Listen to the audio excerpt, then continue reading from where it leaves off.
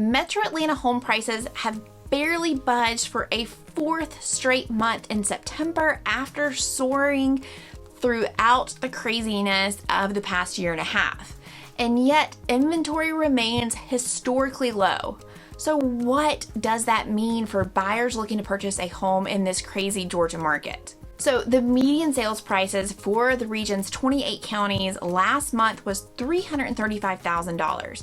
That is up 17% from a year ago, and that is just under a percent higher than in August. And home sales were also down for several straight months in a row, making it down 11% year over year. So does this mean a crash is coming? Should you hold off on buying? And what does this data mean? So long story short, we are starting to see a slight cool down in the market, but don't celebrate just yet. It's slight, like a smidge, like I don't even know if that translates, just like really teeny tiny. And so some of what we're seeing is a return back to the seasonal market.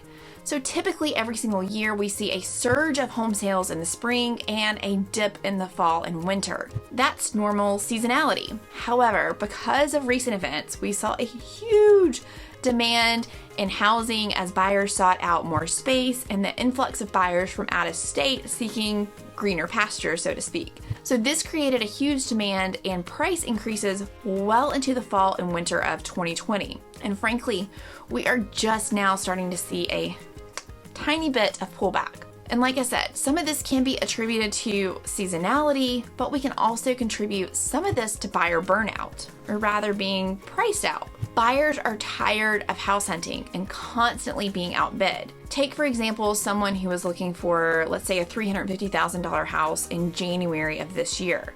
That same home could very well be now up to $375,000. So if you were already at the top of your budget in January, what are you gonna do now?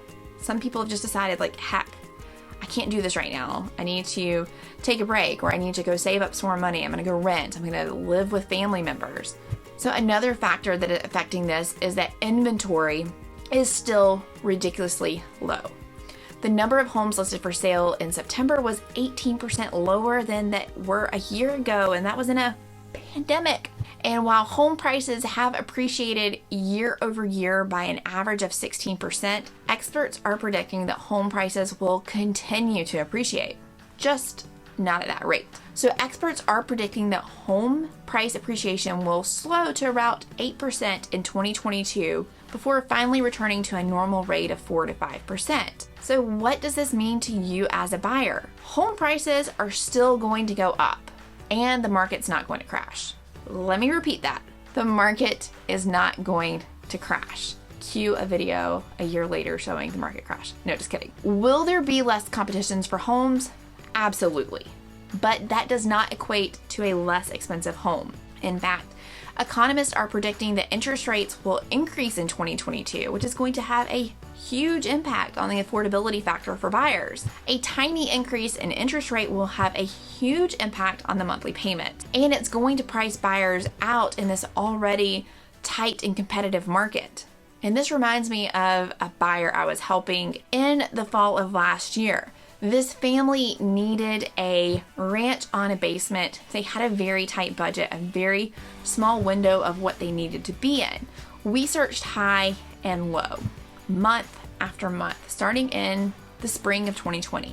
We finally found a home that checked off almost all of the boxes. The only thing it lacked was that the basement itself was not finished, and that was very important to this buyer. The basement had been like 30% finished, so it needed like some drywall finishing, flooring, ceiling, that sort of thing.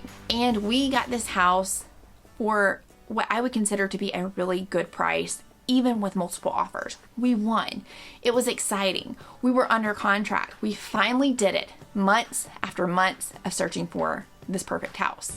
During the home inspection, as the buyer was getting a second and third look at this home, he started getting cold feet. Cold feet because of what it was going to cost to maybe finish out the basement for how they wanted. And then I get the dreaded phone call a few days later saying that, Sarah, we don't want to move forward with this house. We're going to terminate. It was a shock to me. We had searched again, high and low, to find this house. And in my mind, I'm thinking, we're never going to find a better house than this. This is the house.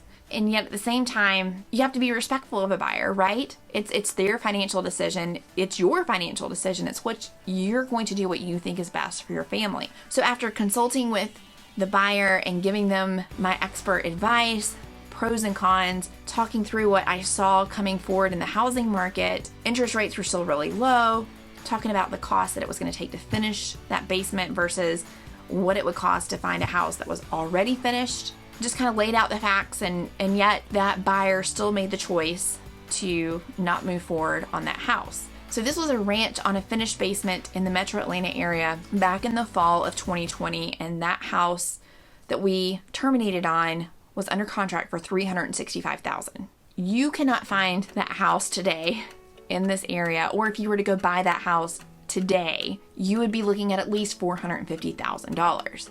That is how much house prices have appreciated, and that's how much demand there is for that type of housing in this area. And sadly, those clients, not only did they fire me in that situation, they thought that they would be in their best interest to work with someone else, but they still haven't found a home. We're still great Facebook friends. I still keep up with their family. I don't want to say I told you so, but at the same time, make sure that you are getting a real estate agent that's going to give you really honest advice and give you the exact information of what you need. Now look, everything happens for a reason, and I know that there's a reason why that house ultimately wasn't the right one for this buyer.